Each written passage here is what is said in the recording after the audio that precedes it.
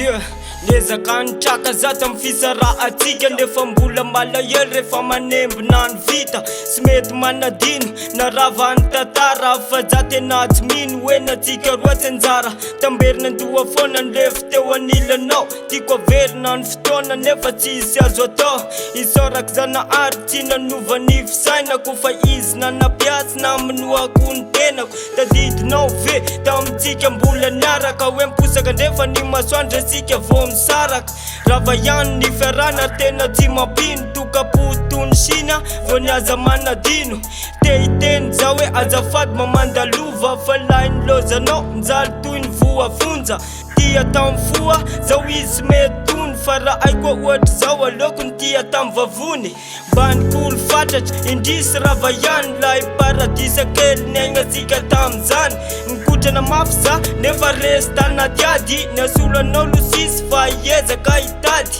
lasa poakatry vo rehetra nafafy satria rava lay voaty hoe iaradia mandramaty avy fisarahana sy noainosakanana nefa tsy mety manadinona defa mijara roa ny lalana lasa mitamerina tandoha foana tantara ny ainantsika roa manontany tena fanahoana sy zao aty tsy mety manadino manembona tantara ny ainantsika roa tsy mety manadino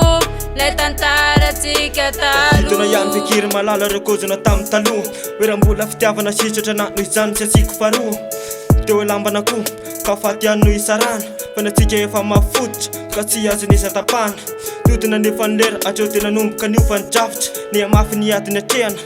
rehefa ianao semba niaritra nana tena fa iaraka ory ka tsy ifandao ny atesendrany mafy ayanao tisy namana akory mafita mandao rehefa tonga ny ataky atreo eny anova tanteraka ohatra ny hoetsehanao lefa iny le fitiavana maminy arana zay lasa tantara ankehitriny satria izy varina tamy vorona sendrana andalo tenikopakelatra nanaraka azy ka nanoary ny akota matrano de sao sety tokana sisa no ivezivezoko ny lasa fa ireo zay niarana nanao de noko fa sety fafafa nefa tsy hitako zay azoko atao satria nao efa tanany miafa ka nakosandranomaso ny tavaky zao te inoko fa sisy mpamafa nefa tsoroko aminao fa tsy vitaky ny anadino petapero tsony fanaova rariny kosa raha toa tsy mampino mbola teny efa tsy afaky tsony satria efa lasa mifony niala eno sy mety misatra mo ny eritreritrako mampahory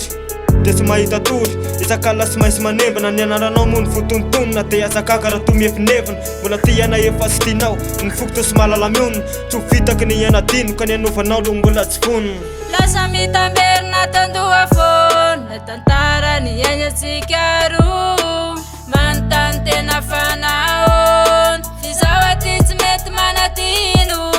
manembona tantara ny ainantsika roa tsy mety manadino lay tantaratsika